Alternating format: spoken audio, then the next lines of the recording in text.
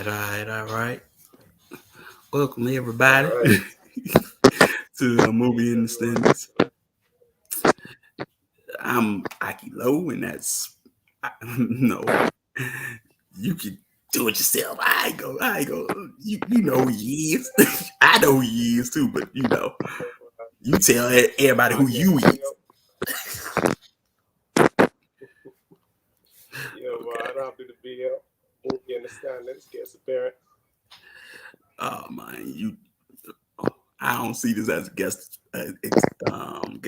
You know what I'm talking about? It's just a build and a collabo. With bros. You know what I'm talking about? So I mean, today we talking about we getting into the anime series Gurren Lagann. Which me and Ike Antonio we sometimes go back and forth talking about it. You know what I'm talking about? And so peace, Yeah, chief. man. Yeah. Peace, chief. I don't know why, but I can't see. I cannot see. Oh, there we go. There's the chat. Okay. Peace, chief. Yeah. Peace, sister Kashia and Nero. So Yeah. many. I see it. I see it. So, well, we just gonna get into it. You know what I'm talking about? With Gurren Lagann, it's it's phenomenal. It's a phenomenal anime because one, it's one of those anime that was still done by by cells. You know what I'm talking about? You actually had to draw it. It's not like today. You know what I'm saying? You actually had to get a pen and paper and draw it, and and do the sales and everything, and then you see it how phenomenal of a masterpiece it is with just the drawings and the emotions of everything. You know what I'm talking about? So, man, you should you kick it off. You kick it Yeah, off, you can bro. see it in some of the shots. Yeah, man, Yeah, you can see it in some of the shots too, with the hand drawn style, where certain close ups you would see like all of the lines on their faces and everything is very sketchy. Which is something that you can do digitally, but it feels more organic when it's done by hand. And yeah, just to introduce the show, it's based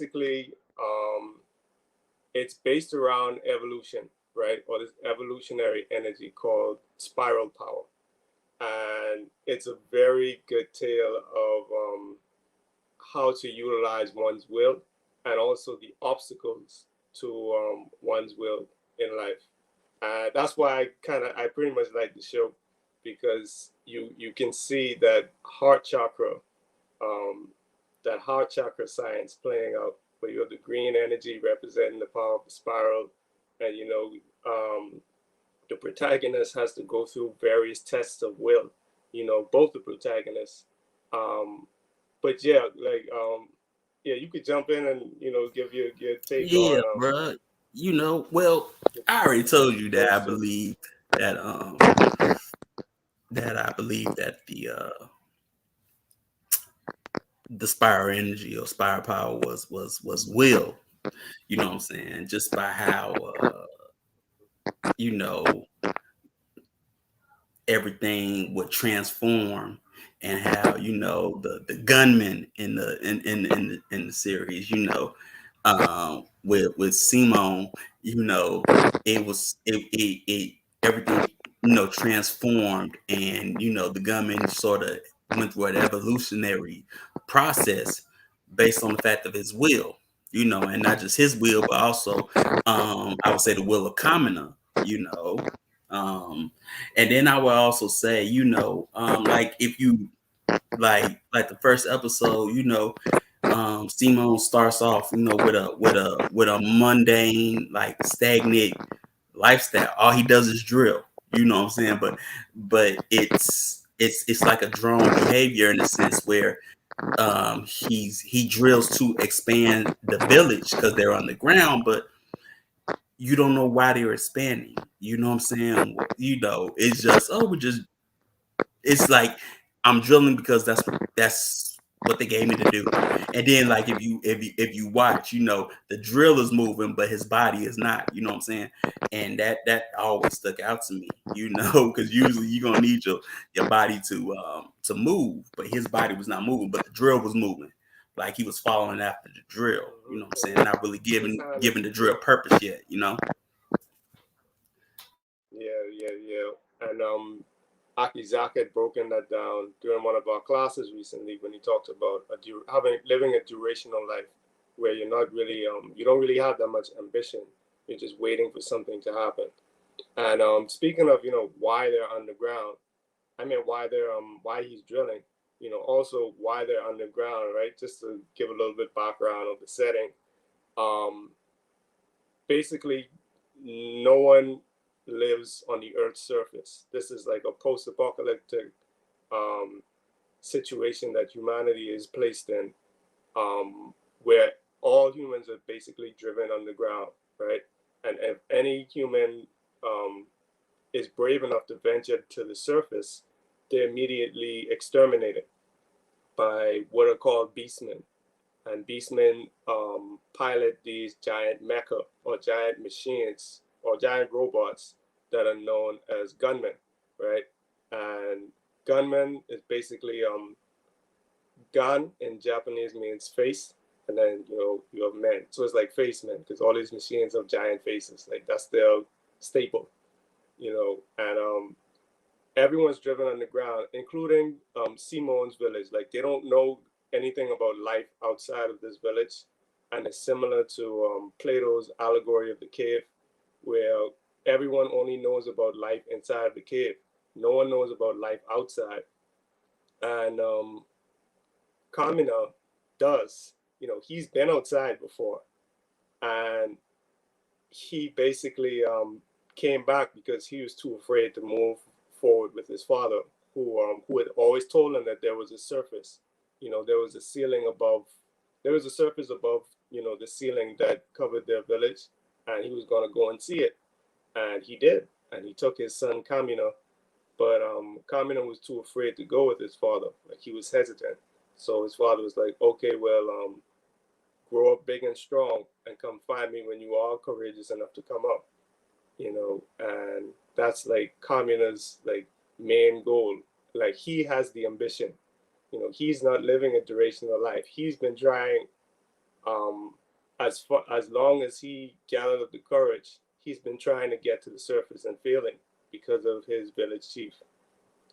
You want to chime in on that, Akilo? Yeah, man. Well, I see like common up. Um, he is a dreamer in a sense. Also because of the simple fact that you know, he's just basically going off of memory. You know, and in at a point he really doesn't know if there is a surface. You know what I'm saying? He just saw it as a kid, but when you're little, you sometimes take things for either memory or dreams. And it's more so of a dream with him. And so like he tries to get other people to basically break open the pig mold pen and so they can go up to the surface. And when they get caught by the chief, the other guys is like, we're sorry, you know. And then Yeah, could you they're saying in the chat that someone's oh god. sound is scratchy, and because she had asked if you could turn your mic down a little.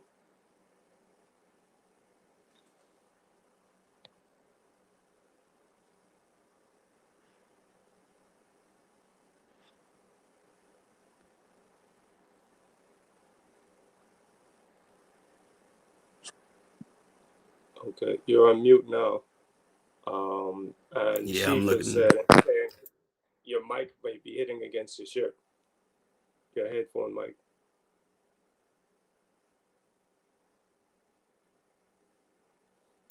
There's a mic to this thing. Apparently Apparently there is. All right, let me take these. Hold on. Let me see if it works. If I take it out. Okay. All right, is that better? I don't hear any scratching. Um, is it any better now? Like, we have to wait for that imaginary delay. Oh yeah, forgot about Yeah, I think it sounds better. I don't hear any scratchiness on my side. that. Okay. Well, to cool. All right. Oop, Oh, it's not. Chief says it's better, but you're also not talking right now. And Sister Mark had asked the question. I think it was just moving your mic away from your shirt. That might have been it. Okay.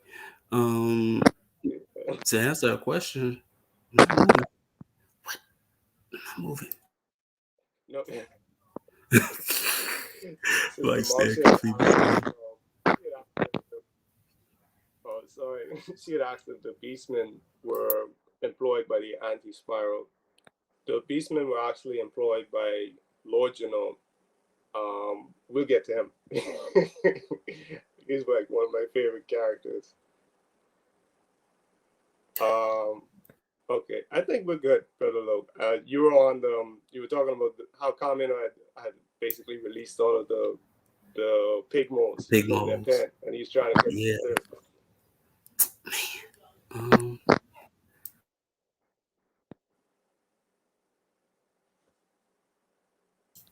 Yeah. That's what he was doing, but um, I don't know what it is, bro.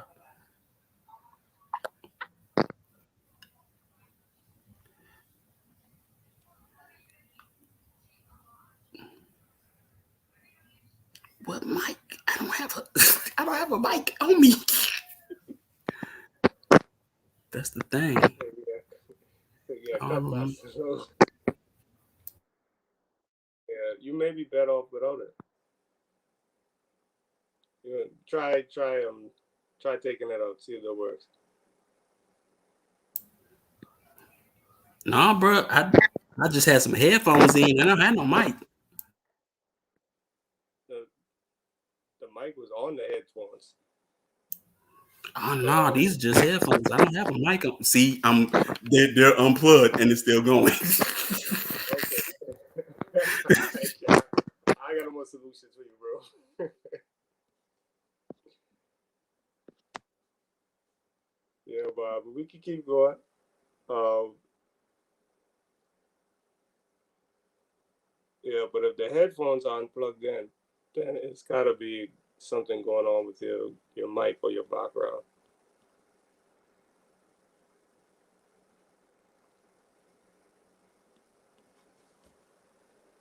I don't know. I don't see anything. Look, Yeah, I'm looking like, what is it? yeah, yeah. We'll check it out. Yeah, I was just gonna ask if it's really that distracting, but yeah, yeah, man. Basically, you were saying how Kamina used the pig mold to try to escape, and he roped Simone into it. He was like, "We're gonna use that drill to bust through the ceiling," which was a theme for the whole show. Every time they had a ceiling or they encountered some resistance to their advancement, like they would rely on Simone's drill. Yeah, you know. Dang. um, yeah, they rely on them, but um, I would also say, with when you have like the chief who was like, he took in all these orphans. Then you got to ask where they come from. Where do all these orphans come from? He said, but this was a village. But then where were all the parents? You know what I'm talking about? And then then you have the crashing of the first gunman, down to the village. When Kamala's like, there's a surface up there, there's a sky and everything. And he's like, no, there isn't. And then all of a sudden this thing comes down, this foreign thing comes down, you know? Yeah, he calls him a liar. He calls his father a liar too. What you say about my daddy? you know, a Yeah, liar's son is a bro. liar too. So Kamino, he got beef with the group. Yeah, and I don't know. Maybe all of those orphans, like their parents died in that earthquake when Simon's parents died.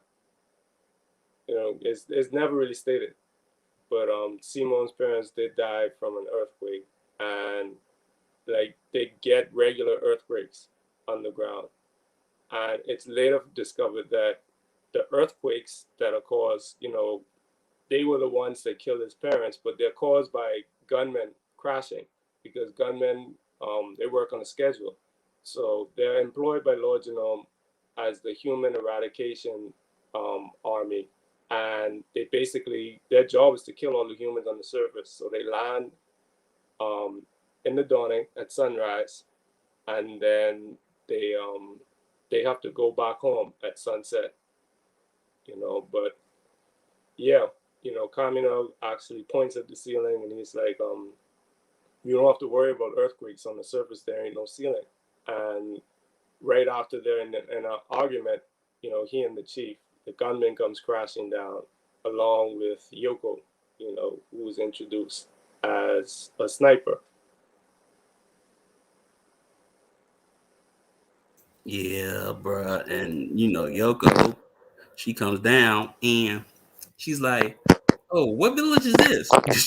And they like, "It's Jihad village." She's like, "Oh, I'm from Lebanon village. Just the other one next door." And they like, "What?" Because they had never interacted with no other so-called underground village before, and she was the first, like first contact. You know what I'm saying? And she's a sniper, and she's good at it, But also when that's happening, that's when basically uh Simone has discovered the gunman head. And what's interesting about the gunman head, at least um, if you look at it, it reminds me of an Olmec head, that you see, in the Americas, like in Mexico, Guatemala. Just the design, the stone face, with no emotion or anything like that. I used to always look at it like, man, that look like an Olmec head, head of the Olmecs. So yeah, man. But they started to pilot it, you know what I'm saying? But it's through Simon's will. Now, mind you, his name is they say Simon, but it's spelled like Simon. You know, if you look at it. Hmm. Yeah, yeah, yeah, for sure. Um, oh, let me see what's going on in the chat. Okay, we have Maquille, Sister Kashia, TPL, Peace, Sham the Joy. Peace. My name is Precious. Sham the Joy says it did remind me of an Almanac head. Yeah, yeah, for sure. And it's funny because Kamina thinks that, as far as Kamina is concerned, everything on the surface is better. And it sort of speaks to that dreamer aspect that you were talking about, where he's so he's built up this idea of the surface, that everything's better on the surface in his mind. So when Yoko first introduces herself, he's like, "Did you just come from up there?" She was like, "Yeah." So he thought she lived on the surface. When he found out that, and he starts hitting on her, when he found out that she was actually from the village next door, he's like, "Whatever, you pitch it," you know. So he had this idea that everything on the surface was better, and it's similar to our ideas that we can get sometimes, that everything in the future is better than it is right now. So that's why we fight for the future, because we think that it's better there than it is here, and it's only once they acquire more people to protect that they realize, I have to strive for the future, but I also have to defend what's here right now, and it gives them more of a sense of balance. So Kamina moves from just wanting to go move forward to, I also have to protect the ones that I've taken under my covering. Anyone he meets, he's like, all right, you with us now. You don't even ask them if they want to join. You just like, you with us now. Yeah, man. Also, I would also say one thing that's interesting is how at first Simone doubts, about piloting the um the gunman or and then Commoner says, Simone, forget about all that. Believe in the commoner that believes in you. When you can, at first, when he sort of didn't believe in himself, he said, believe in the commoner that believes in you. And I thought, commoner was always like the big brother ushering along the little brother. You know what I'm saying? And you see that throughout the series, Hmm. how, commoner being like that big brother. And even though they're not related, he still says that's my blood brother. You know what I'm saying? And when those dudes like get caught and they was like, we're sorry. And they was like, yo, bro, we're sorry. He's like, don't you ever call me bro. You know what I'm saying? But Simon is his brother, you know what I'm saying? But when they pilot it and then they go up to the surface and they just pan around and you just see this whole new world, you know what I'm saying? With the sky, you see the sun and the moon at the same time and Yeah, things I know like it's that. like And they're just awestruck. hmm I was too. Like that was like when I was younger and I saw it, I was like, I want to be able to paint that. It was so well done in terms of trying to deliver that effect of okay, this is something that we have never seen before. Our parents never saw before. Like people living underground for a long time to the point where they forgot that there was an above ground. So after they land, they're of course attacked by more gunmen because there were originally three of them. And after Simone, Kamina, and Yoko actually used the gunmen to confront Lagann. That's the name they give it, Lagann. And Lagann is also a nautical term, and it relates to if you have a cache of items that you wanted to hide in the sea, like you would tie them to a buoy, and then you could always go back and pick it up later. And it's similar to Lagan where they found this thing underground and it was waiting and it was actually placed underground and hidden because the person who put it there didn't want to destroy it. But they also didn't expect someone to find it. But Simon's always digging, so he's always finding stuff. In the beginning he says, I dig because the chief wants us to expand the village and he pays us in with pig mold steaks. But I don't just do it for the steaks. Sometimes I find treasure, and that's when he finds the core drill, which is like the key to power this gunman. And once they land on the surface, you can also see when they're fighting this gunman that Seymour's inner thrill seeker starts to show because even though he's reluctant, he starts smiling when they're fighting near the end, and you can see that he actually enjoys it a little. So there's a little bit of Simon and Kamina, and there's a little bit of Kamina and Simon, and they sort of balance each other out like that. You know, you Exactly. also That's what related. makes you. No, I was gonna say you also related to Green Lantern, right? With the Yeah, willpower. yeah, and their willpower. You know what I'm saying, and how they were able to transform their willpower into a bunch of different type things, different objects and things like that. And no matter, and the more will that they had, the more stronger they become. You know what I'm saying, and you see that with Simon. The more will that he has, the stronger he becomes.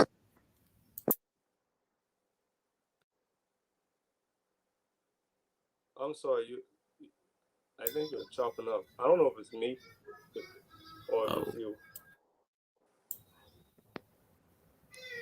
oh, could be. Seem to be moving forward now. Okay. Um, but there's a question from Sovereign Eats. Was the drill a representation of the spiral power? Because I keep seeing so many repeated references to the double helix spirals. And then she says, I think the spiral being a direct correlation to spiritual power is interesting, along with the number seven vibration throughout.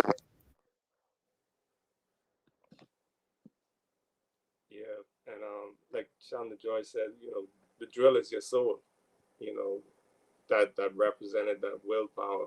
And yeah, the number seven is visible throughout, and it's like seven versus four in this. Right? You see the number four vibration. You know, always trying to create that ceiling, and that exists on as their allies and their enemies. You can see the number four in the the various antagonists that they have, from the chief to the chief of their village to the chief of Adai village, which you see in the future, to Lord Genome, to the anti-spiral. They all try to create a ceiling above where they think, how far they think you should go. And even Rossi, one of their allies, also exhibits that number four energy, where he's like, we got to stop, or we got to plan, or we got to calculate. Like, we can't move yet, And Kamina and Simon, Kamina and then later Simon adopt that idea of, we got to kick logic out and do the impossible. Because whenever that logic becomes overpowering, it tends to stifle that growth or that evolution. Yeah, I like that. I like that reference when he says that all the time, because sometimes it is, and you can see that throughout the I would say throughout the series, especially I guess especially when it comes to Rossio, who later comes up. He's very logical, and he never kicks logic out, and see things for what they are, or um to build or create more. You know what I'm saying? Um I think that was interesting with his, because in his village, they had a priest, a so-called priest that really relied on religion, and keeping the numbers basically stagnant above 50, not really having possible growth. You know what I'm saying? Always cutting off that number for growth. And you see that with Rossio, you know what I'm saying, where he logically tries to combat all the problems that the world is having, or the government is having, you know what I'm saying? But he stifles the creativity of of everyone, especially Simon. You know what I'm saying? Especially when he takes the drill from him. You know what I'm saying? He takes the drill from him, but he wears it like that's his soul. You know what I'm saying? Taking it from taking somebody else's soul away from him. And when, like, Keaton says, no, give it back, because that's his soul. That's not yours. You know what I'm saying? Yeah, man, Rossi. It's interesting that the nickname that Kamina had given him, forehead boy. We're talking about how he's always in his head. You know, they did draw him with kind of a big forehead, but Kamina really he really pointed out to him that you gotta get out of your head and actually live. And he had a real issue with the chief of Adai, because they were like on two different poles of that spectrum, where Adai and even Rossi later, he had this idea that the potential of creativity also has the potential to create more problems. And you can also see I see Chief said Simon it's spelled like Simon, but it's pronounced Simon. Like you said earlier, and Chief had said Simon, repronounced as Simon, like Seamoan, which seems like his lonely life in the underworld depicted in his name. And Shanda Joy says that scene reminds me of As Above, So Below, when Kamino mentioned the similarities in the chief. In both the chiefs, right? He was like, now I know why I don't like you. You remind me of our chief back home. Yeah, Yeah, because so those chiefs. Oh, I'm sorry. now go ahead, bro. No, but you see that those chief stifle the new generation, but they also stifle the renewal of the villages. You know what I'm saying? If you think about it, they dumb down basically the youth and then allow them to be the next pillars of the community. If you peep, and that's probably why that's another reason why Commoner didn't like him. You know what I'm saying? Because he's like, man, there's got to be some other way, but I don't like this. He's already seen, I guess you say internally, that this guy ain't right. There's something really off about him. You know what I'm saying?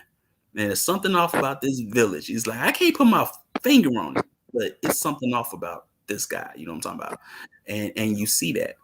But I just see that, Kamina and Simone are like the renewal of the the the bloodline in the sense, as all that they do. And you see that as, they're in this village and Brother Lo, I'm gonna I'm gonna try and exit and come back. I think it might be on my end because we okay. haven't seen any complaints in the chat. So I think it's my end where the Wi-Fi is really choppy. So I'm gonna try and leave and come back, see if that fixes it, because I can't I can't Okay. bounce off you because I can only hear like you know. So Got you. Got you. I'll try and leave and come back. All right. All right. Well, All right. well, skeleton crew, it'll be all right. So, uh, but as I was saying, what I'm talking about. Uh, just tell me if it's still skipping. But as I was saying, what I'm talking about. I see, Kamina and Simone as the renewal of the human bloodline in a sense, whereas when they get to Adelaide Village, Rocio's hometown and whatnot, you know, it's like their chiefs stifle the genius or the creativity of the youth. You know what I'm saying? Um, and that's why Kamina don't like him, because you see Kamina is basically, like I say, he's the renewal. You know what I'm saying? And he's the surface.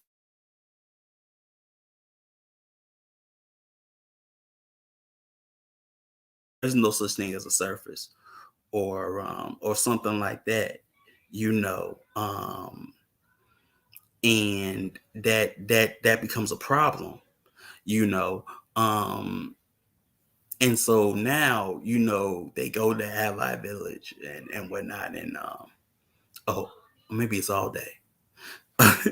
um, and they have to deal with this chief, and they have to deal with a population problem.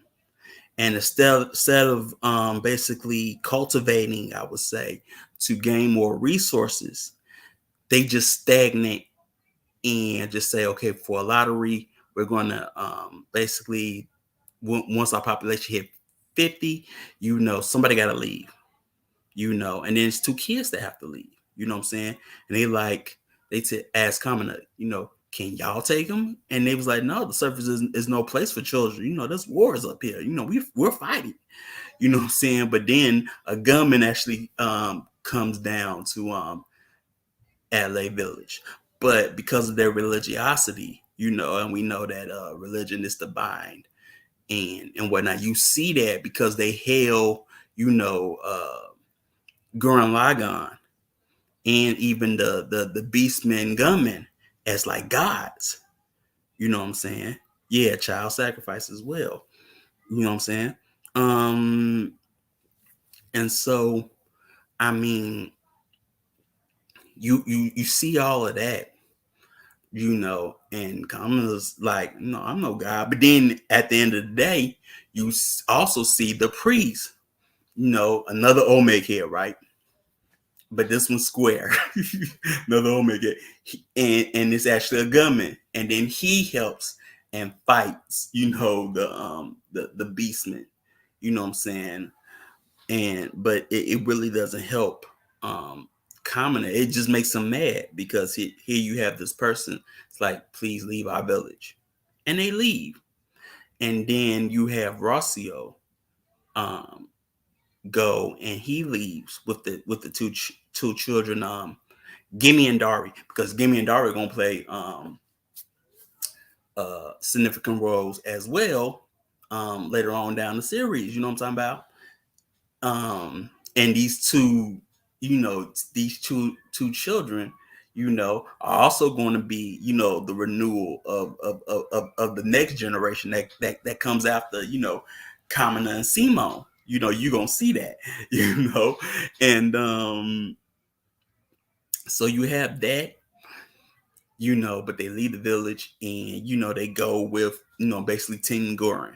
And Team Gurren is like a nation state, even though it's called Team Gurren, and that just came out of you could say that just came from Kamina, we Team Gurren now. It's like he's declaring his nation.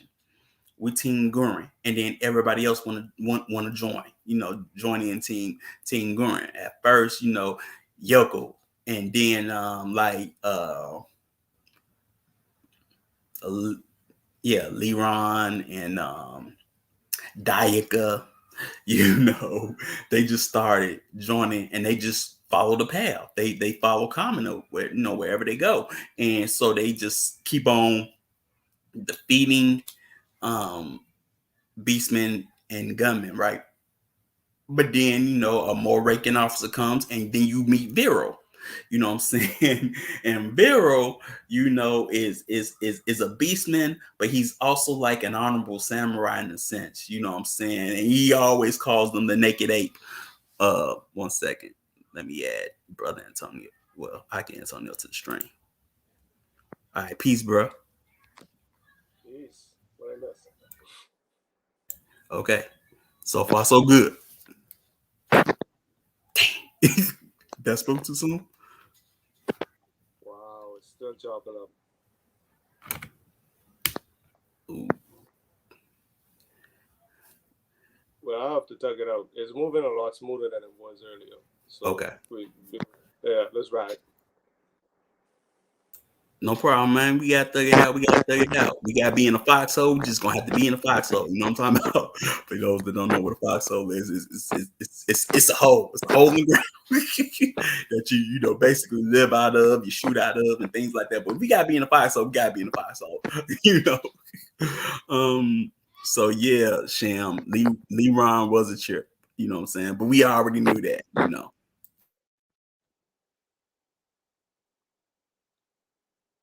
I heard Leron.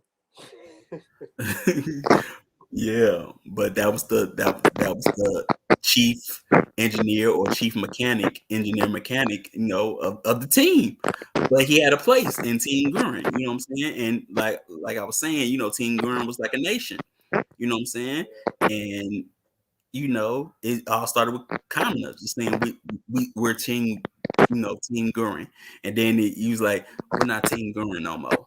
We're Die Gurren now. It just goes up and up and up and up, you know.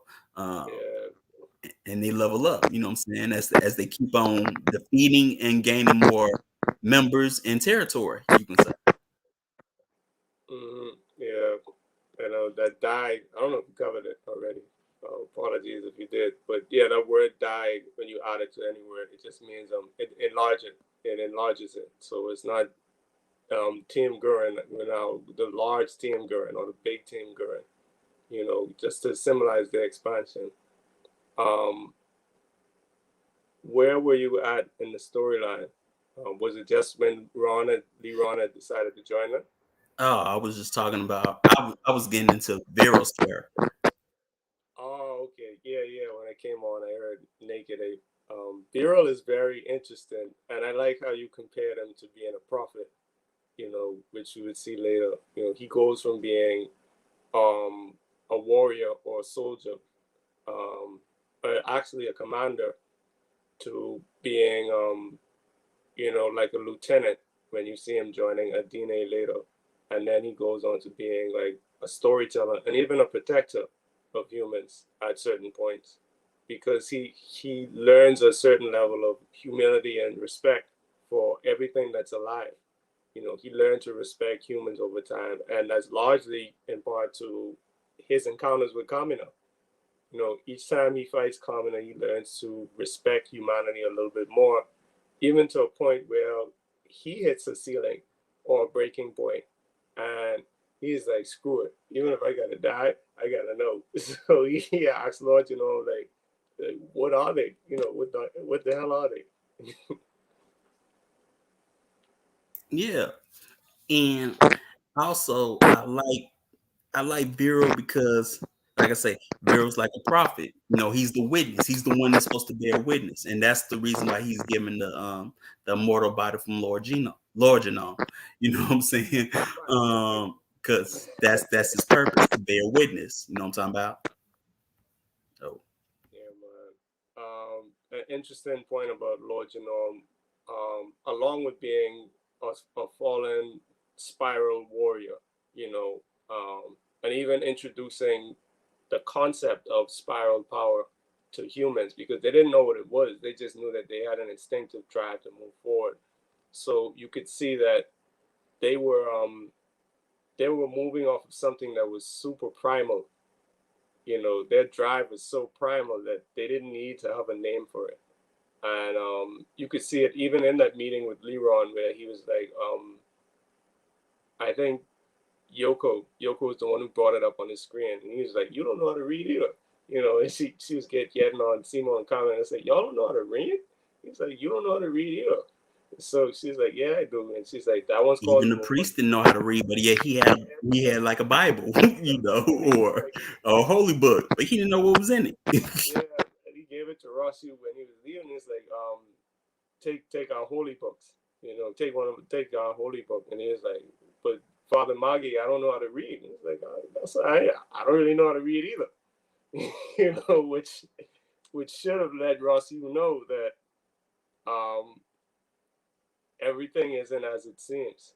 But Rossi was so direct and to the point and operating based off of what he's observing that he can only predict based off of what's here. Like he can never account for that five energy or that wild card, as Chief had called it. Like any unforeseen circumstances could immediately just throw his plans off the table. Just all right, new plan. All right, new plan. All right, so he's behind now. He's not the head of the snake, like Chief would say. He's on the tail end trying to catch up to the head and wondering why he keeps sliding down the neck, because he's not trying to be the head. He's just trying to be stable. And with Lord Genome, he was more like a combination of Rosu and Kamina in a way, or even Rosu and the anti-spirals, because he started out as a general, general of the army that the humans were launching, or that force that the humans launched to counterattack the anti-spirals who were trying to suppress their growth. And even though he was a warrior, he was also a geneticist because he was the one who created the Beastmen, and he was the one. He also understood the ability, like he learned the science of biological stasis, which is like this is what Vero referred to. He and Vero referred to as immortality, because he was able to halt the progression of age. So even down to his genetics, he tried to stop growing. You know, even at a molecular level, he tried to stop growing because he didn't want that spiral nemesis that was shown to him to come to pass. I see Chief is in the chat, and he said, "Oh, I'm sorry, I need to turn down my volume." Um, Chief said, "Without the spiral molecular DNA strands, you have no power because there can be no evolution. It's like being made of stone or metal. The ability to evolve is the evidence of being a living soul." Right, and that's something that Viral has to come to terms with. Um, and even in his subconscious, he wanted to have the ability to have children. Which I thought was real interesting, and it made you really realize that even though he was fighting alongside the humans, sometimes we forget that he wasn't a human. If they didn't draw him with those shark teeth, you'd forget that he was a beastman. Yeah. Not only that, uh, also that the Beastmen they have to sleep in their clones. That's how basically how they reproduce. You know what I'm saying? And to speak what Chief was saying is that you sort of see that with Spiral Energy and Simon and Kamina as they transform. It's their power that transform the metal of the gunman to something totally different. To Gurren and Tengen Topa, Gurren Lagann, they're always using their spiritual power, you could say, to transform this inanimate or inorganic metal, into something of their own creation, you can say. Like even when they meet Vera for the first time, or no, the second time, and he has this new gunman. It has another head, and then what do they do? They take basically the I would say the samurai helmet, just because that's what it looked like. They take the samurai helmet, and then that was gray, and then they put it on his head, Gurren Lagann's head, and now it has, it's color.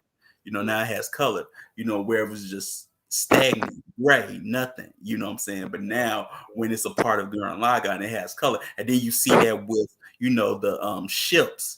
You know what I'm saying? Like Diagram, it's blue and gray, and it really is like um inanimate among beastmen. But then when the humans and Simon gets into it with it, now it has color. You know what I'm saying? So yeah. With all of the enemy gunmen except for the one that Kamina commandeers. I think that was the most colorful enemy gunman, and it wasn't theirs no more. He took it. He said, "I like the face on that one." So he took that one and he made it his own. And Kamina even going through that process of having to activate his reserves of spiral energy, because before Simon was in the driver's seat, Kamina was just riding shotgun. Turn left, turn left. He's just riding shotgun, and he activated that relationship with his spiral power, because before it was just talk, until he came face to face with his own mortality, with that skull, whom he later realizes was his dead father. Like, he didn't realize his father was killed, more than likely by a gunman, by a beastman, when he went to the surface. And he actually he had an awakening of sorts. He got up and he was like, don't mess with me. You could see him sweating because he went through like a psychological change. You know, it wasn't just him talking and then relying on Simon to bail him out. Because he's normally the one that charges forth, and then Simon bails him out, and he constantly says it. If it wasn't for him, I'd be dead already. If it wasn't for you, I'd be dead already. And it's also interesting, considering what's going to be discussed tomorrow on Ashima, that Simon was the head and Kamina was like the body, and Kamina would always charge forward. Like, even with Lagann, you can see the canopy or the covering. It looked like a brain. Kamina, Simon was the Mhm. head, Kamina was the body. Yeah, I will also say what's also interesting, also the brand building that Kamina does. You know what I'm saying? Like they already got their logo, which is like the flaming skull with shades, and they they dress like themselves. They don't dress like nobody else. You know what I'm saying? You see it on their clothes. They wear their emblem proudly on the back. You know what I'm saying? And anybody, you got Yoko, she always got the flames and whatnot. And then you got, Kamina, he got he got the red flame and color, and the skull emblem, where Simon, he has the blue, the blue and red. So you can see, I would say the formation of branch houses in that sense. You know what I'm talking about? Yeah, man. Brand building, Billy Brand. A mind is a brand, right? Chief of Yeah, man. And you see that, you know what I'm saying? That was cool. And because if that brand followed basically followed him, beyond his death, it became the standard of the city, and obviously, like I said, of the new government and the nation. You know what I'm saying? That's the brand. You know what I'm saying? And it's like, man, either you get with it or you not. Yeah, for sure, for sure.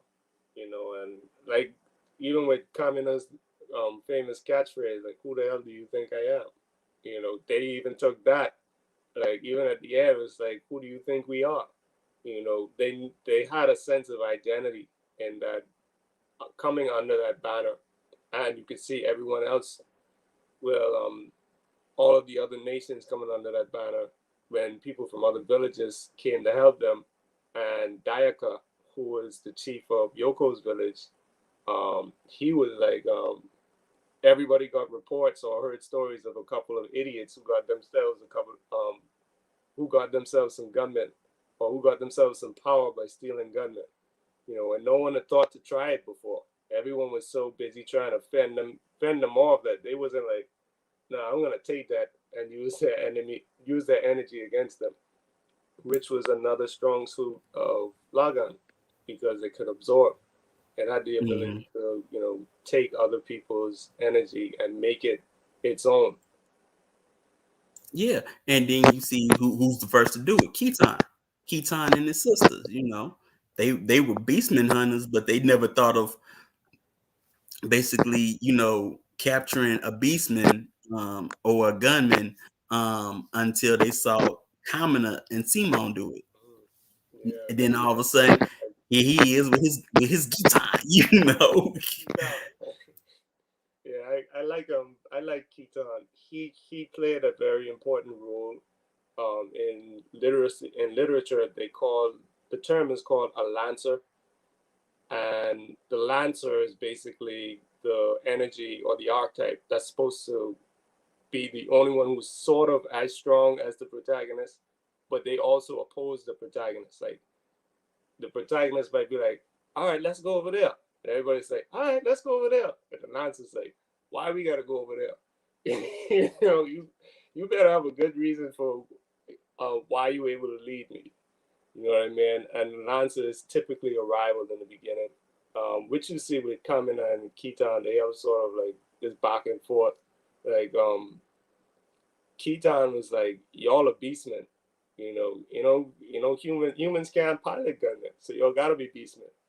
Until he shows him like his teeth, which he was like, "Oh, okay, you got to be human now." So there was this thing where just because you're walking on two legs doesn't mean that you're a human. More than likely you're not human, because humans don't come up here. Like we come up here. We're a breed apart.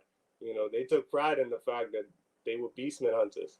Now here these two idiots show up, and they're like, "Oh, y'all jack, y'all jack gunmen."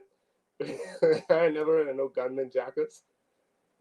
So it's kind of interesting to see, and then, see how the sisters were like, "Oh yeah, like we like Sima, we like Kamina." All three of them. We like Kamina. Man, they was down. They was Yeah, going. They was they wasn't going. very shy about it. Yeah, they you was know they was going, but yeah, Yoko had that on lock. So yeah, she had to really woman up when she realized, "Oh, there's other women up here." Before she was the only one. Everyone else was like, I don't want to say grunts, but everyone else was like, average soldiers. Like she was a breed apart in her village, because she was the only one who had those types of skills with that rifle. So she had her own sense of identity that way. And then here come these three women who like got eyes for this dude. She got eyes for him, but she ain't trying to let him know she got eyes for him. Until she gets like pressured into it. You can see that in the bathhouse episode, which we ain't going into that. It was funny, but you know, mhm. you stay clear of that one. Yeah, yeah, yeah.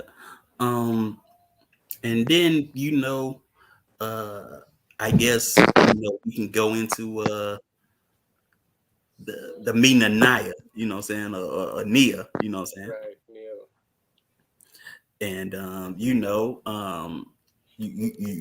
well, first we know that Commoner dies, what I'm saying. Hmm. That was a big moment too.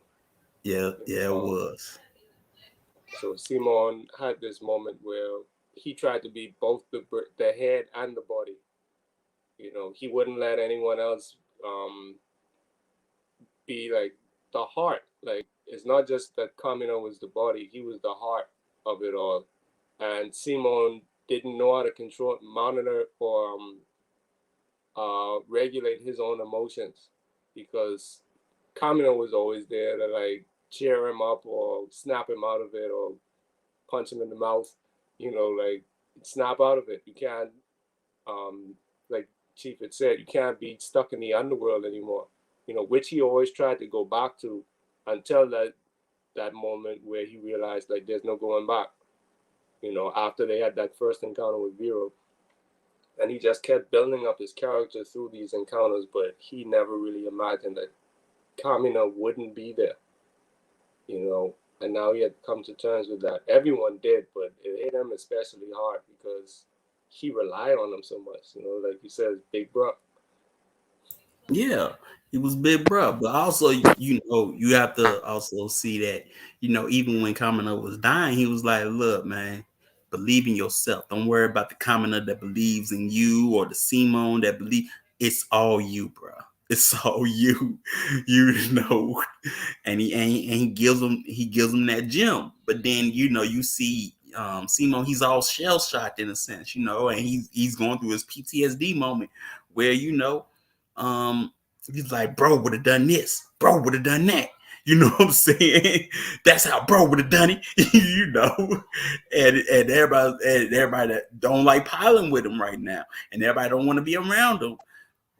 And then you have like Keaton, he wants to lead the fleet. You know what I'm saying? They don't want to rely on him. You know what I'm saying? And then you have one part, well, where they even throw, like Lagann in the trash on the deck. Like, we don't need this no more. When that is the symbol of basically your your revolution. You know what I'm saying? Simone and Kamina are the spearheads for the revolution and the evolution of everything. Without them, you wouldn't have what you had because you didn't think of it, and you weren't on the front lines to get it. You know what I'm saying? Y'all, y'all was following the leader. You know what I'm saying? And you have that, and then you just he's so distraught that he just, like you say, he goes back to being back in the underworld. What you see him doing, digging holes in his room and creating statues of Kamina. you know Yeah, he has a serious regression, but it's sort of like he couldn't go back. It was like he was changed to a point where he couldn't really become what he was before because he had a different shape now. All of those different encounters, like he couldn't like like you see how some people have those regressive moments where I want my mommy. Like grown adults are like, I want my mommy and daddy. That joke that's common in cartoons and animated films, but it's a real phenomenon where people really crave or yearn for that space where they didn't have to worry about their own self-defense or their safety. And Simon just went back to the safest things he knew, which were digging, that underground um, tunnel, and his brother, which you could see he would just make statues of him all day. And after a particular fight, especially with he has a fight with Rossio. Well, not really a fight. He just like says some off the wall stuff. Like if your God was there, why didn't he save Bro's life? And it's like, Simon, you need to chill. You need to go sit down somewhere. But then they have an alert and there's an attack, and Simon keeps trying to push, because he's trying so hard to emulate his brother, even though that's the his brother's dying words were, "Don't try to emulate me, be yourself." And he tries to be strong, but his idea of strength is being his brother.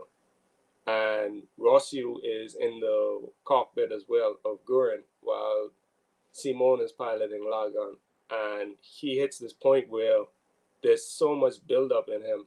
Like he's so repressed that even the energy, the spiral energy, builds up and it forces Lagann to eject from Gurren because that's where all of the energy is trying to push through. Like it's not being evenly distributed. There's no circulation. It's just him focusing on this feedback loop, and that energy feeds back now, and he like vomits it out, and then he Lagann goes crazy because Lagann, even though it's not clearly stated, it has like a sentience of its own. Like it would come and find him if it responds to his energy. So whatever he does, it does. And eventually Lagann jumps off of a cliff, and the enemy chases him. And then that's where he finds Neil in that ravine. Oh, here we go. Yeah, I blocked him. But yeah, bro. I would also but after all of that, that's when you get that's when he meets Nia. You know what I'm saying? That's when he meets Nia. And not like I said, I always liken Nia to an Eve archetype. Because she's put in basically, a graveyard, and she's in this sarcophagus, this coffin like uh container, and then what? Simon opens it with his drill. You know what I'm saying? And you don't see Lorganon with a drill, but you see him with the key to open it. Like it was meant for him, and only him. You know what I'm talking about? And she's so enthusiastic about the world of humans, and what is this? What does this mean? And what does this feel like? And whatnot. So yeah, man. I kind of liken Nia to like a fallen angel. Like she was almost basically cast out of heaven. And she gets to experience the earth for the first time, even like with the white hair and like her being unaccustomed to life outside of the palace, which was almost like heaven. Especially with Lord Junon basically being the god of that world. And you see her like asking these very innocent questions. And Simon actually forgets about himself for a while. Like he doesn't have time to really mope because he's answering this person's questions. But he got some questions like, "What you doing out there? Why did a beastman throw you down in this ravine? Why are there so many other coffins around here? You know, like just all of these different questions." And she's asking him, and through their exchange, like you can see the sun symbolically breaking through that storm, and the weather starts clearing up. And then she's like, "Okay, I got one more," and he actually gives her his shoes. You know, and Chief had often said, "I'm not gonna wear your shoes because then I'm gonna wind up walking your path." Like he gives her his shoes, and she winds up. It's like one of the first questions he asks is, "Okay, I got one more question. What's that?" She points behind her. There's a big gunman behind him. So now they gotta run, and she's introduced to the idea of danger or the threat of mortality because she's such a pampered and sheltered princess. She's a princess, and she's brought up like a princess. She's taught etiquette. She's even taught the art of combat in a lot of ways, and she's very eloquent. And now she has to come down and interact with this outside world that's none of that. So it was an interesting adjustment for her, which she took it like a champ. Like she didn't have any malice in her. Yeah. Well, Chief said, how would you let me see. Ooh, I learned something new. See, just by clicking the button. Chief asks, how would you discern between a fallen angel um, and an angel who comes to help govern the earth by divine charge? That is a good question. You um, yeah, that's a good question. I would say, thinking about it now, a fallen angel would be one who doesn't physically fall, but falls from their station as an angel based on them violating a law, as opposed to one coming down to the earth um, to basically, govern or bring down a level of heavenly guidance or justice. I would liken it to, in literature, they have what's called a flat character arc. And character arcs are categorized like you have a flat arc, you have a negative arc, and you have a positive arc. Like your positive arc, you grow for the better. The negative arc is when you change for the worse. And the flat arc is like you stay the same, but you change everyone else around you. And that's sort of like what she does. Like she doesn't really change. Like the only one who changes is the ones who she interacts with. So I would say it's more the second one than it being a fallen angel. Now that he put it, since he put it that way, Chief. Yeah, I would say the second one too, just for the simple fact that she doesn't necessarily rebels against anything. You know what I'm saying? Um, even you can say, even when she is with the anti spiral, you know what I'm saying? She doesn't fight the programming. You could say, you know what I'm talking about? She just keeps on, going with it. You know what I'm saying? It's only like until she questions that she gets cast out of the palace. Like, why am I here? But that's only because to unawaken the anti-spiral gene that we were talking about. That's hidden inside of her. But you know, um, I know you could go in depth more than I can. Yeah, it was definitely basically when Lord Genome had because during the war with the anti-spirals, the first war, like when they had lost, it wasn't so much a loss as it was like a surrender, because it was sort of like the anti-spirals, their tactic is to fight a war of attrition, which is like I'm gonna fight you until you lose the will to fight, you know, until you run out of steam, and then you start losing momentum and start making silly mistakes. I'm gonna tire you out, basically. And that was their plan because they had endless waves of anti-spirals to send. And because Lord Genome couldn't locate their home world, it was basically like a never-ending fight. And during this fight, like while he was sort of weary of fighting, the anti-spirals introduced him to the idea of spiral nemesis. And that is a concept to where, okay, you have this energy and it's evolving and it's growing, but it's going to grow so vast that it's going to lead to the destruction of the universe because it's creating faster than the universe can expand. And when Lord Genome hears about this, like he loses the will to fight, and he buys into it, and he tries to convince his comrades to stop fighting as well. The first one that he starts arguing with, they they get into a scuffle, and he kills him, and then he sort of like goes into this frenzy and tries to stop his comrades from fighting, and he basically like after he wins that fight, he uses the same mecha that Tengen Toppo Gurren Lagann, that final evolved form. Or at least not that one, the Super Galaxy Gurren Lagann, like the one that he fused with his flagship, and he just starts subjugating everyone.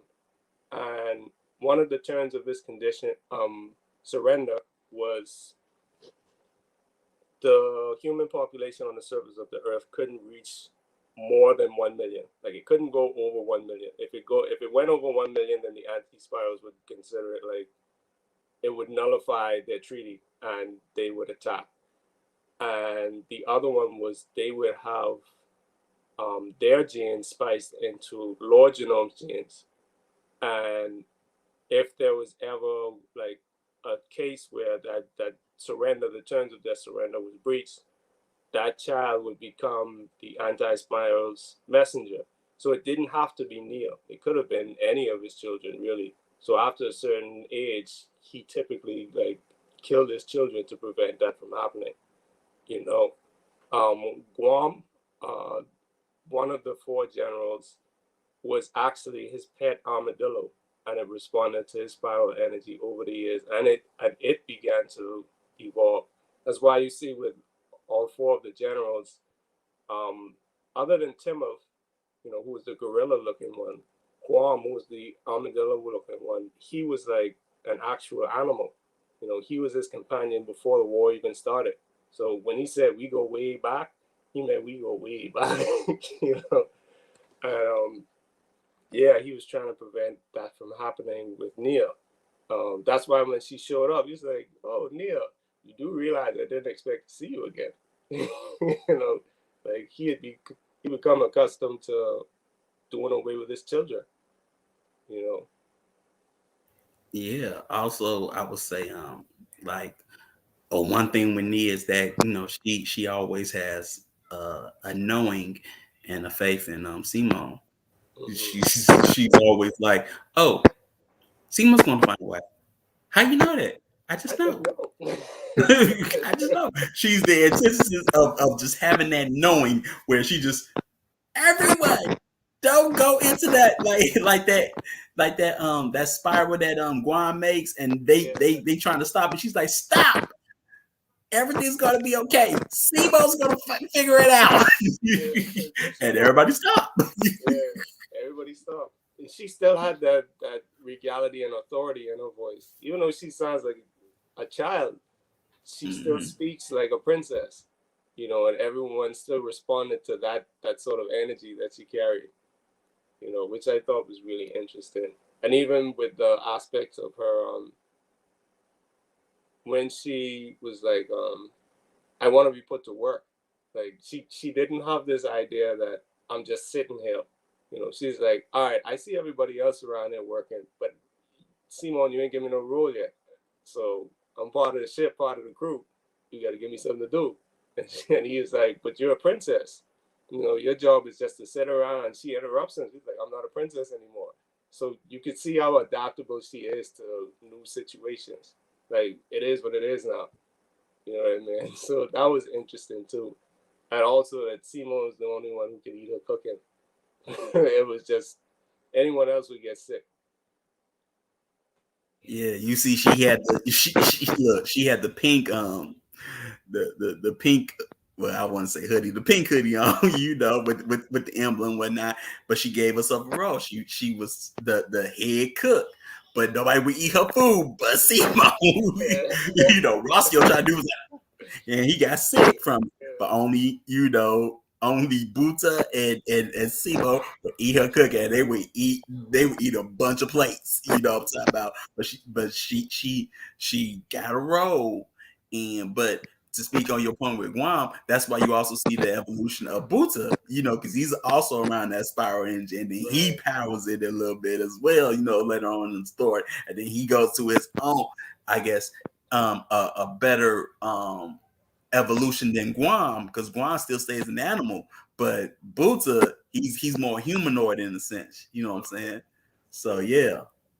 Yeah. And he's surrounded by like such a heavy concentration of spiral energy because I mean even though Lord that was his ship, like all of the members they were on that one ship. Like everyone was so closely knit, and he had grown with Simon throughout his whole evolution. Simon coming up, and they had actually gone to a higher level than Lord Genome because he could never find that space. He could never find the homeworld. Yeah, you know what I'm talking about. And obviously, you see that, I guess space is it's like one big tunnel. You know what I'm saying? Mm-hmm. and Simone's just digging through it. You know what I'm saying? Um, but after that, after they conquered, Lord Genome and all that and whatnot, now we have the founding of the city. You know what I'm saying? You know, and you see the difference in living. Mm-hmm. And how in 7 years, it only took 7 years, Right. 7, Seven. 7 years, Seven. uh, and and they're living different and they're talking different. You know what I'm saying? And they're formulating a government, and you see Simon, he just drowning in paperwork, just signing stuff off. And the only one that looks comfortable in their role is Rossio. Everybody else is out of place. You know what I'm saying? But Rossio's like, you're the supreme commander. You ain't supposed to be doing this. Where Simon, when these new entities start showing up, he just wants to fight. That's all he knows. He wants to protect the people. And he's like, you're supreme commander. Supreme commander can't be doing this. And he just is basically drowning everyone in titles. He don't even just call them like they weren't friends before. Like, hey, Gitan it's I Yeah. forget what his And what keeping the first team or something he's like that. Justice Law?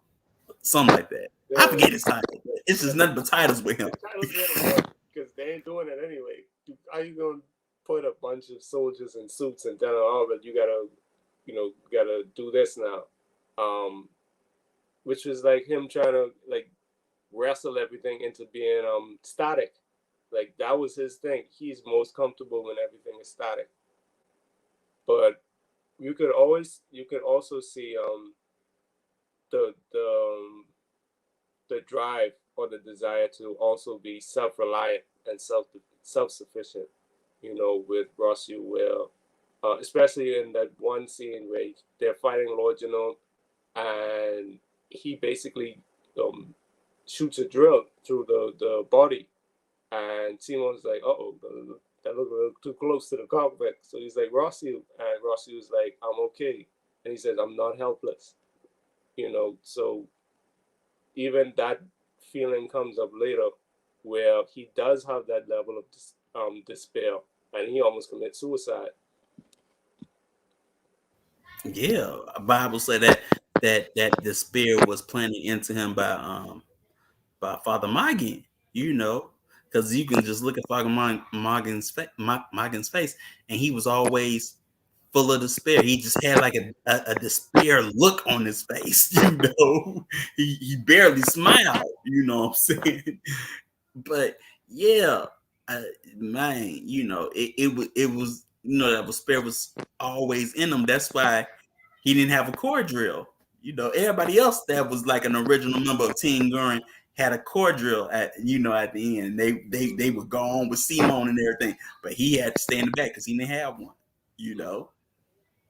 Yeah, he was more of an administrator, but it helped. It was still his role, but he tried to make everyone else fit his role, because that was the way that he saw everything.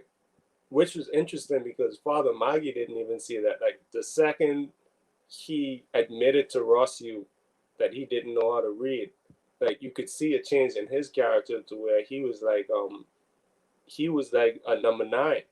Like he was like the old sage who'd been through it all, he's seen it all, and he was willing to offer lighthearted advice.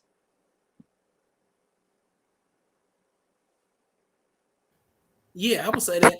I also sort of like Father Mike into like um a unlearned preacher.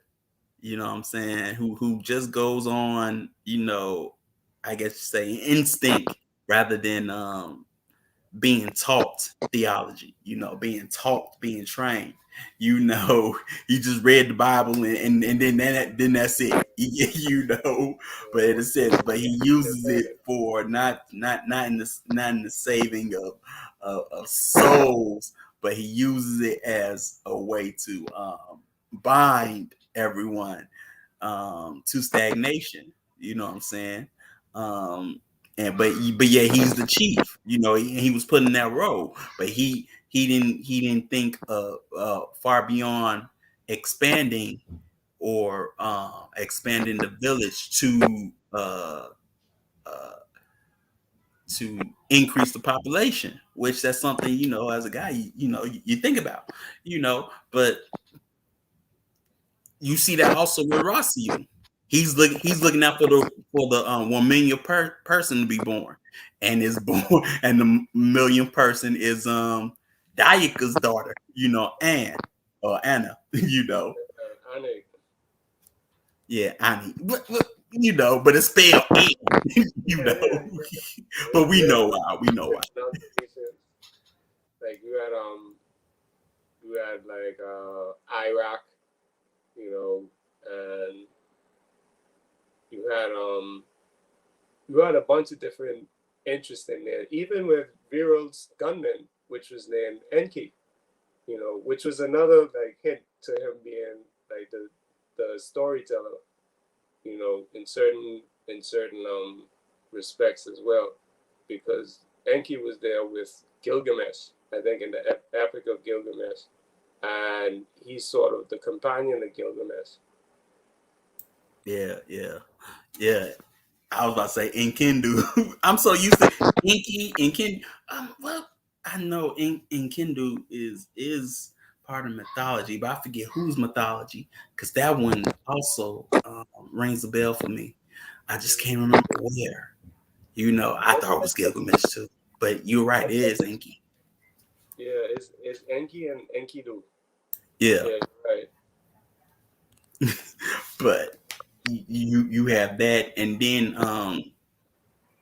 once Anna is born, that's when uh Nia's anti-spiral gene clicks on, Mm-hmm. and she becomes like the messenger for the And, anti-spirals. and this was right after Simon had proposed to her. Yeah, and she didn't even understand that. Yeah, yeah, She said, "No way, we're different." yeah. Yeah, But she still wore that ring. yeah, yeah, yeah. She's still wearing the ring. Which is the ring that he wore. It was like it was a Ain't it ring the that he jewel wore. that he got her? Yeah, yeah, it was the ring that he the jewel that he got was the ring that he got when they were stuck underground. When Guam had imprisoned them, Yeah, and he had sort of like he was just chipping away at bedrock, and I saw it as like him hitting rock bottom, you know, and he had to chip away at that bedrock, and you can see like the shiny deposits, um like jewelry was being formed, but he found that jewel. Um, and he kept it for like 7 years, made it into a ring, and he used that to propose. So I thought that was interesting too. yeah. I would also say that uh when he's drilling, when Yoko says, so that's what Kamina meant, you know what I'm saying? It's about Simon's back. When Kamina is like going through things and whatnot, he just looks at Simon's back. And he's like, man, I refuse to to lose to his back. Not his front, but his back. And while everybody's experiencing and in prison don't know what to do, all Simon is doing, drilling away. Ain't nobody even paying him no attention, but he's drilling. He already knows what to do. I'm a drill. You know what I'm saying? And he's That's my using his purpose. power drill, right? Using his soul, his willpower to get through that, And like even to double back to Lord Genome, like he had a similar energy when it came to um just doing things that he thought needed to be done. That was another aspect of spiral energy, to where he would be willing to do something negative.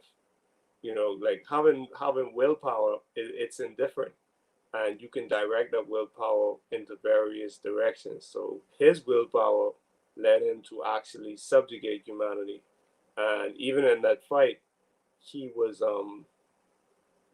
he was like reawakened, like reignited. Like I haven't had this much fun in a long time. And you see him like you didn't realize he was so swollen under that coat, you know. And after he had died, they actually dug up his body, Rossiu, because he was like we need more answers. So they dug up his body to find out what he meant by his prophecy while they were still looking for the millionth person, but they inadvertently caused a problem. If he had just told Simon what he planned to do, Simon would have objected. But because Rossi was bringing humans up to the surface to count them, he was inadvertently bringing the numbers up, even though there were some people who actually wanted to live underground. And you can see Viral actually fighting to give them that right. Some people want to live underground. Some people want to stay where they're at. You can't drag them to where you're at just to see something. Yeah, bro. And that goes with, I guess you could say, uh, self governance. You know what I'm saying? And in that sense, where they didn't really want to be part of the so-called new government. They just like, yeah, that's cool, but we want to stay there. We want to stay here. You know what I'm saying? We want to be part of that. But then you have, Rossio just trying to collect everybody. You know what I'm saying? And bring everybody under the fold. Which is basically sort of like empire building. You see that with the Romans, you know what I'm saying? Like they want to make everybody a citizen. You know what I'm saying? Even the enemies, and they're like, nah, we don't want to do that. But you gonna be a citizen today. You gonna be a Roman today. In a Yeah, sense. but in that, And but yeah, you have that with Rossio, and when you talk about like him using Lord Genome as a supercomputer, it sort of reminds me of archaeology and people trying to, or people that don't look like you, trying to find the answers of other people in antiquity, because they can't even look inside themselves to find the answers. They got to look to something else, and that's what you see Rossio doing. He's looking to something else. He's not looking inside himself to find certain answers. He has to go to Lord Genome, you know what I'm saying, and whatnot. But then he has a cult like following among like Keaton's sister and whatnot. They follow him like he's the real Supreme Commander, brains behind the government. You like, know what I'm saying? He's the shadow lord in the sense of the government. You know what I'm saying, and whatnot. Like he's the only one that really knows what's going on. yeah, But they admire the level of work that he puts in, just his mhm. hard work and dedication. And they have a similar type of energy to him as well. But they admire that to them, like he's the one who has the gumption to actually do stuff, get stuff done. And it's interesting that Simon keeps getting, or Simon and this new government keeps getting compared to Lord because they were basically oppressing people in that manner. And when Viral brings this up to Simon, like he actually starts to question himself, like this isn't what we fought for, But Rossio doesn't see it that way. He sees it as, oh, we gotta put the past behind. He's like Timon and Pumbaa, you gotta put the past behind you. He doesn't really stand on the principles. He just stands on how do we maintain what we are now, as opposed to how do we stand true to these principles, and the principles are going to push us forward. That's why the theme with communist, mantra, who do you think I am? It's ever evolving, but it's based on principle. Yeah, and not only that, you never see Rossio wear the colors of Gurren. You know what I'm saying? He still basically wears the priestly robes of his village. You know what I'm Yeah, saying? Like he was always an outsider. You know what I'm saying, in that sense. And he never really understood. Like he didn't even understand the depth of Kamina. Like he just thought it was a tool to use for the masses. You know what I'm saying? And that's when Simone is about to punch him, because it's like you don't understand what my bros death really meant or what he gave. You know what I'm saying? you just looking at it as a tool to be used, or a tool for propaganda. And that's how I sort of saw Rossio presiding over the government. Like a few historical governments, um where they lock Simon up, and then he's instantly tried death.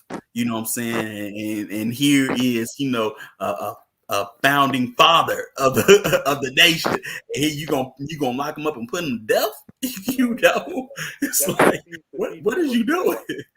you know, Yeah, and it, and it and was he basically just to appease people, and these people were so emotional and irrational. He didn't really even have the political charisma to be like, all right, I'm gonna take all of this hate and I'm gonna make them love me. Like so many politicians do. Like, yeah, all y'all hate me right now, but all I gotta do is tell one joke, and y'all gonna love me again. Like Tony Montana. you know, another Quaalude, she gonna love me love back, me man. again. She gonna love me again. She gonna love me again, man. you Yeah, know, I'll be. that's okay. It's okay. Yeah, man, you don't really see the charisma that Katmina had. He just had a whole lot of administration and a whole lot of calculation. But his calculations were off because he refused to take certain things into account. So that's why he kept coming up short, and he was putting an unreasonable amount of pressure on himself because he assumed that he was the only one who could get it done. He was really ego driven at that point as well. Yeah, I agree with that, bro. But then as the anti-spiral forces from the moon are coming to attack, or basically send the moon down to Earth. You know what I'm saying? You have him uh taking Art Gurren, which he found out from Lord Genome. Mm-hmm. And it was supposed to have, like, his plan was to house most of the human population underground, and they'd be like, oh, they'll survive. How do you Whereas, like, the 250, but the 1/4, 250 will be housed on the argument, and they're going to be one in space. But actually, that's where he lies, and whatnot. And really, if the moon impacts the Earth, everybody on Earth is going to die. you know.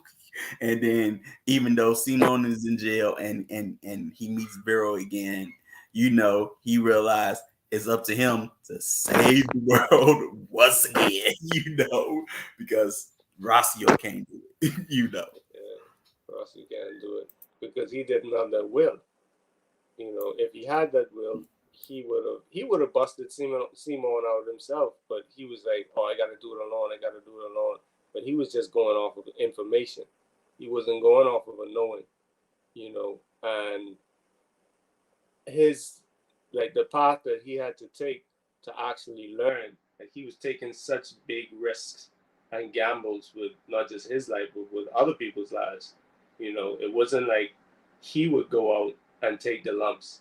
He would basically drag everybody else along with him in order to do it.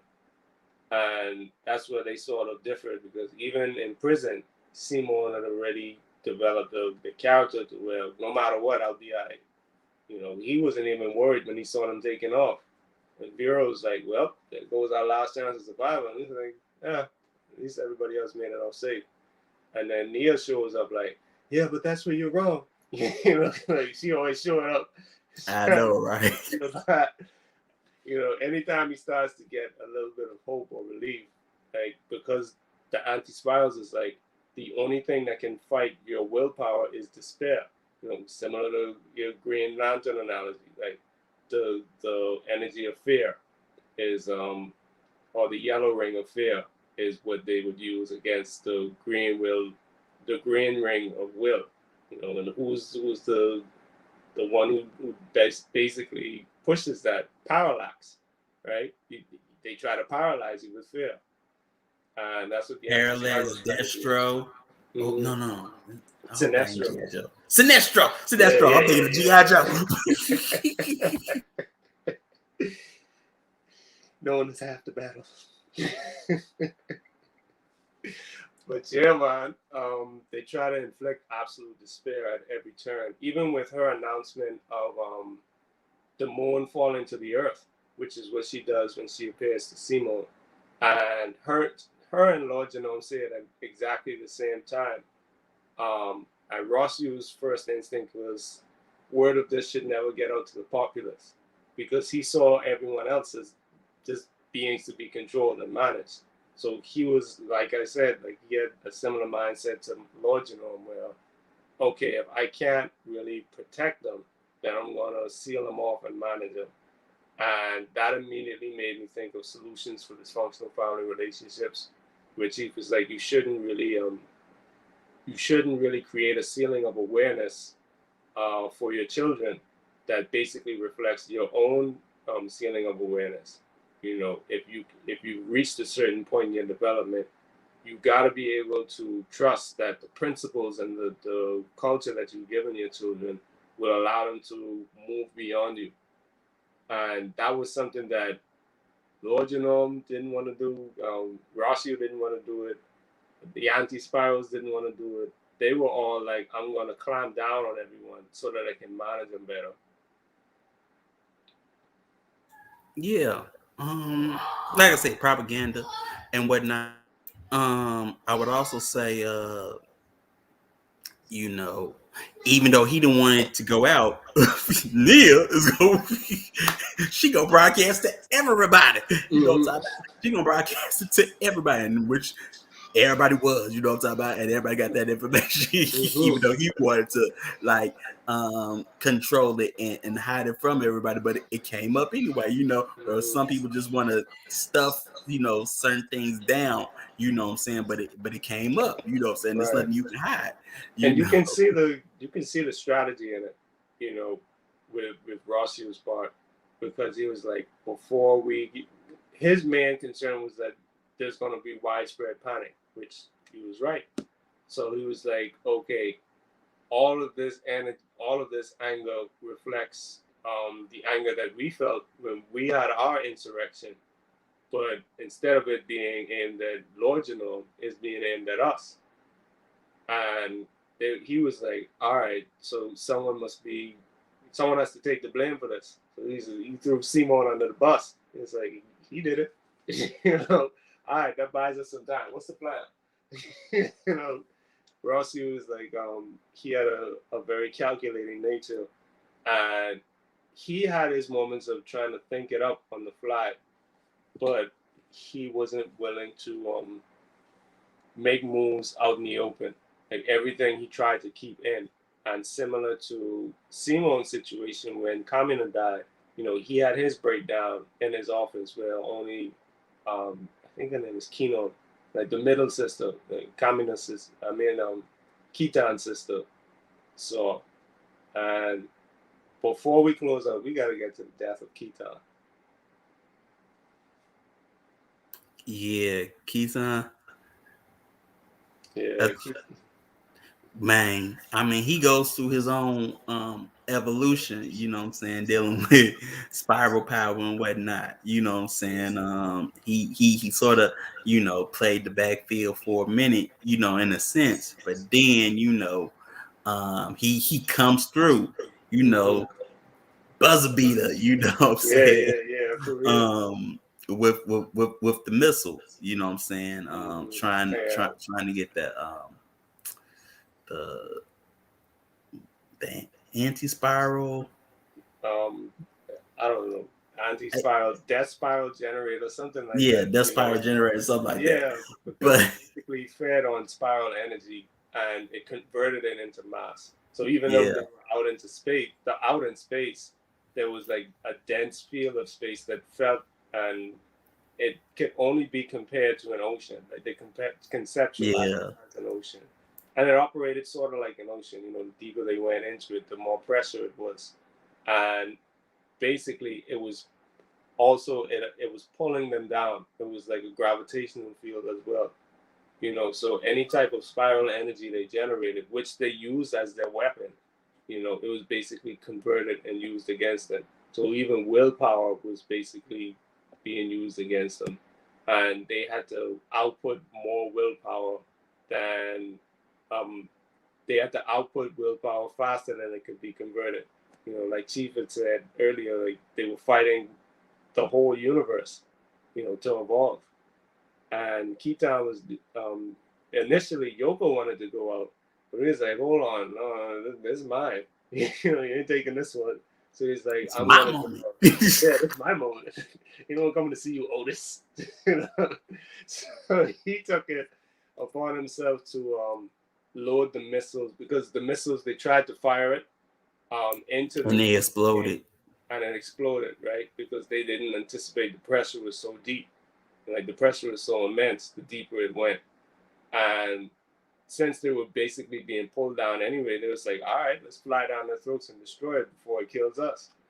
So Keaton was like, okay, load it onto my King Keaton. pickup. Yeah, my Yeah. King Keaton.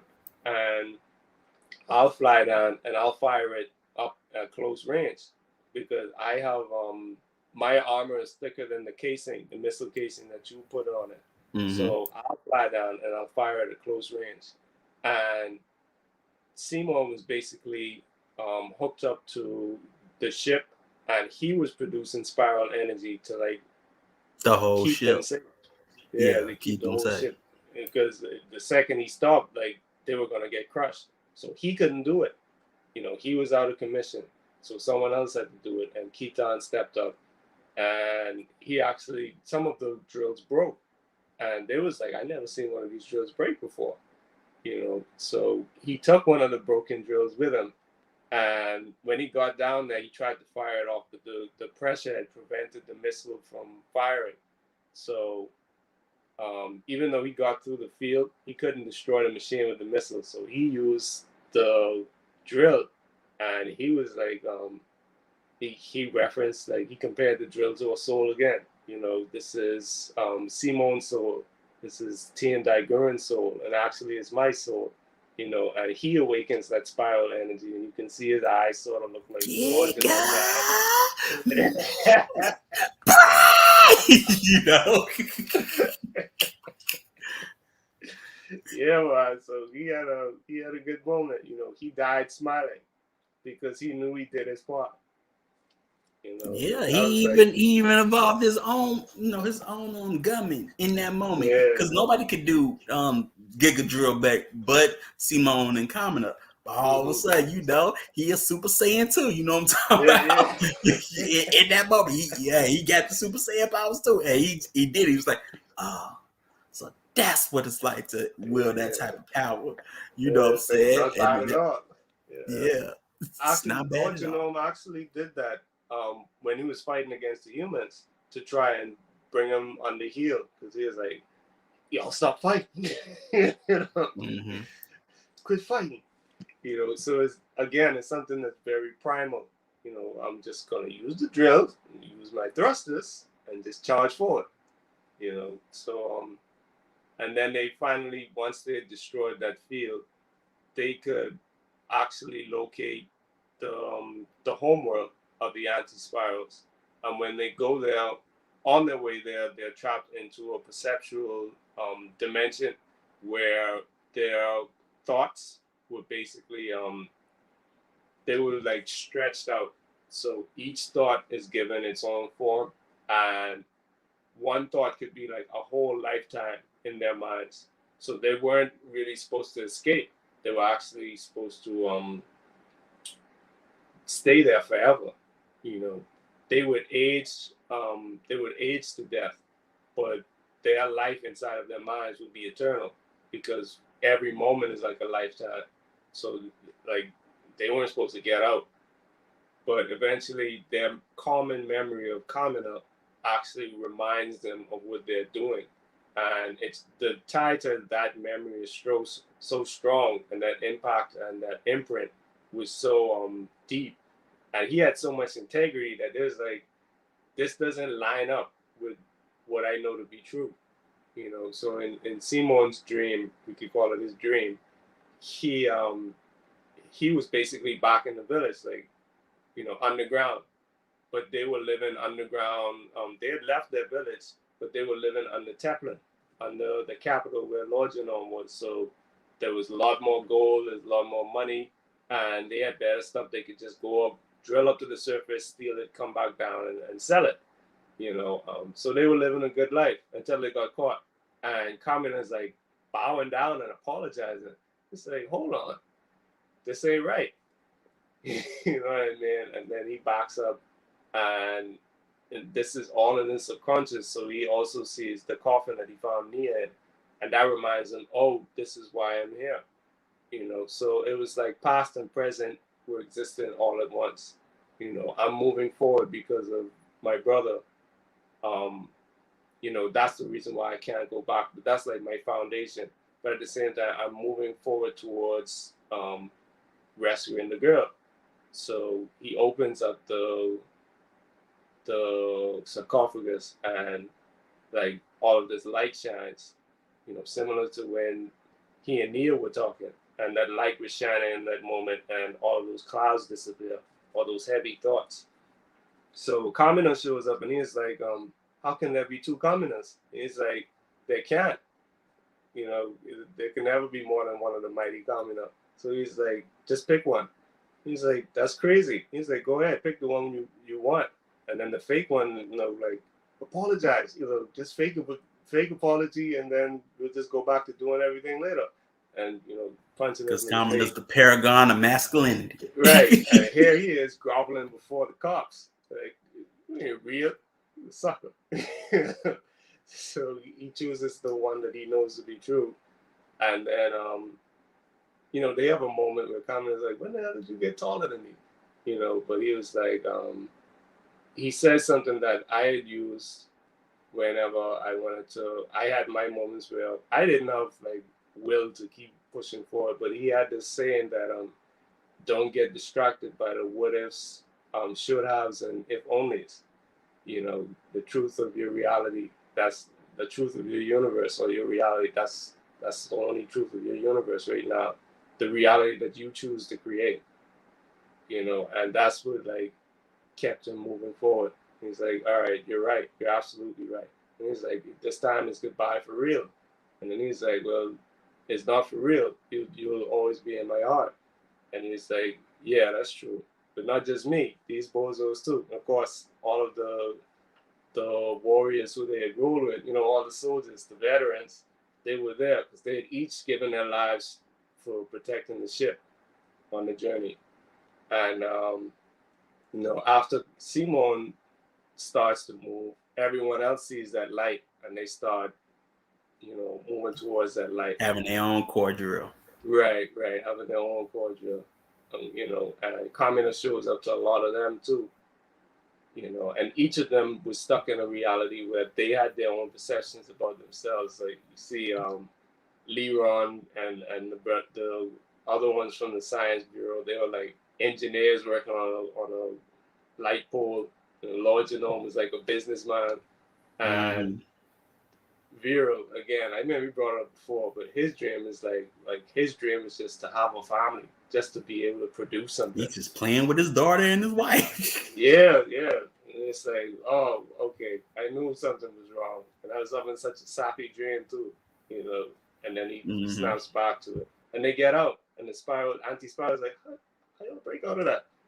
They're supposed to be able to do that, So they have their final confrontation, and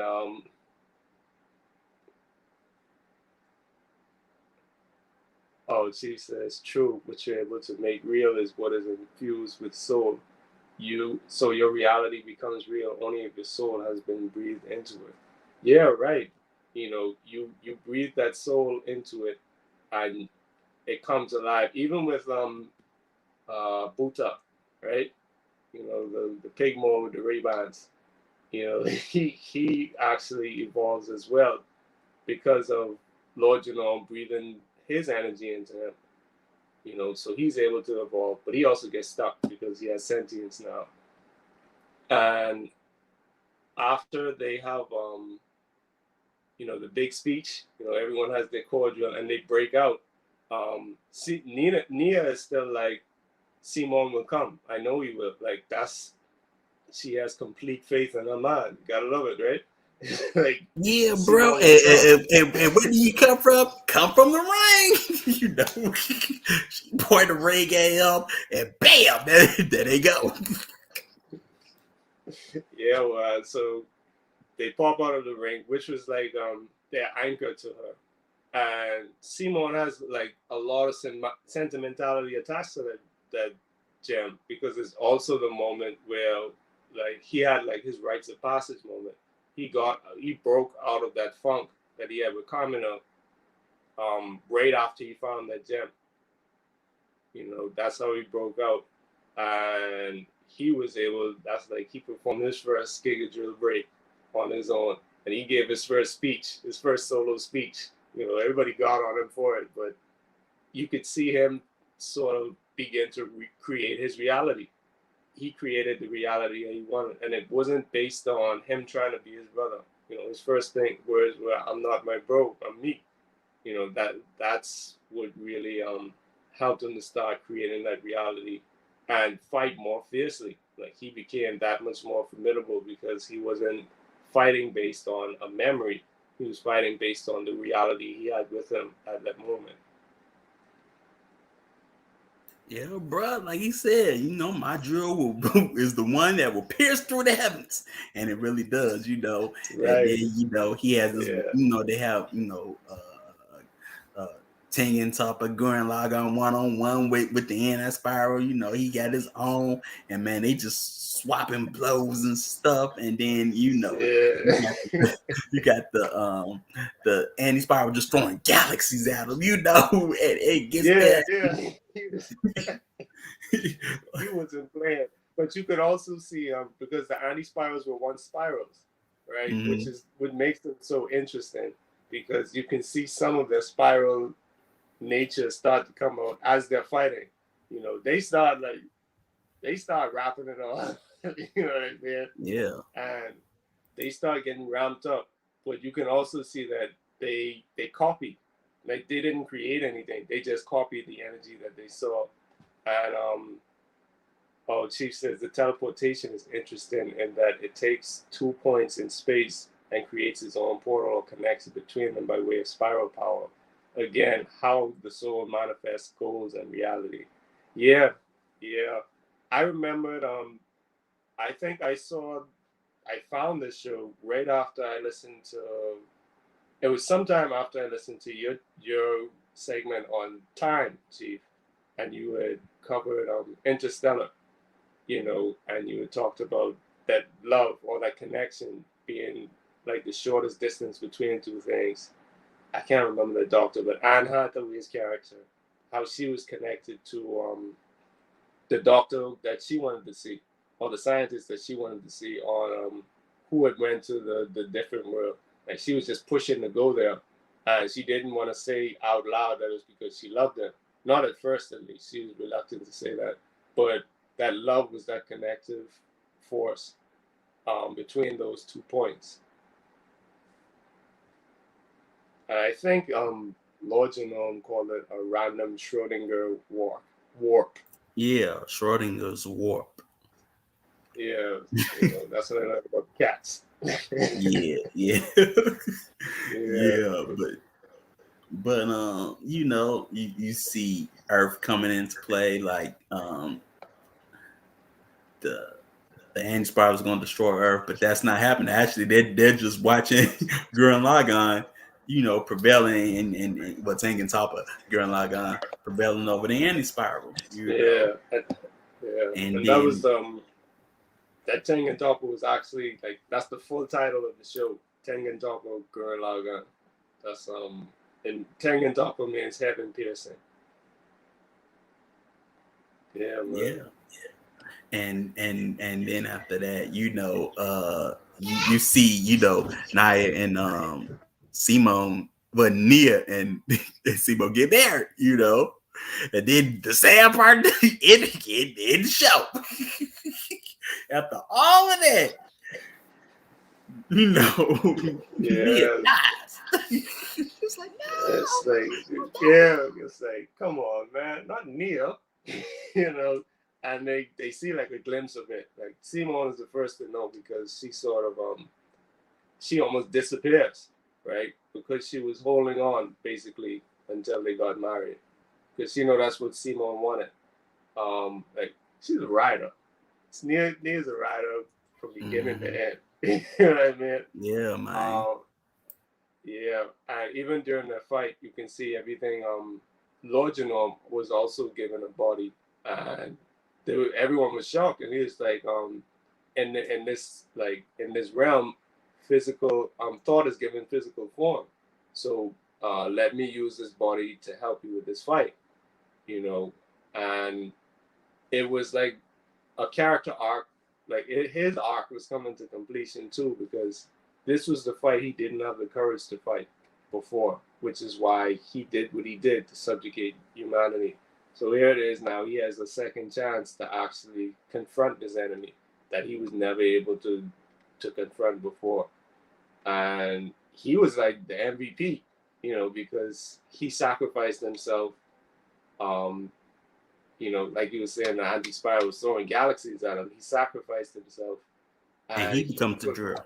he becomes a drill. He utilized that absorptive energy of that spiral power. He becomes a drill, and they absorb him in order to move forward. Yeah, man. And then after that, all Seaman does is he wanders. You know, Mm-hmm. Rocio's the president and everything. Yoko goes back to teaching and whatnot, and you got Gimme and Dari. They the head of the forces. You know what I'm saying? They pirate Gurren Lagann. You know what I'm saying? So they the new wave of the generation. You know? Mm-hmm.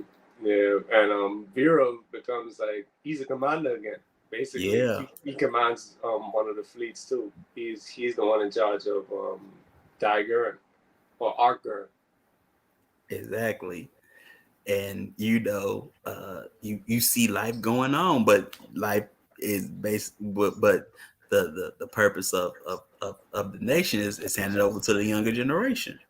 You know what I'm Mm-hmm. saying? You even see that with Simone as he's watching a little kid drill a hole in like a walnut, but it look like a coconut. But Yeah, yeah, hey, yeah, all he's trying to do is get some to drink. But he's like, no, yeah, no, you're doing it wrong. You gotta yeah, easy. You know what I'm yeah. saying? Let the drill do it.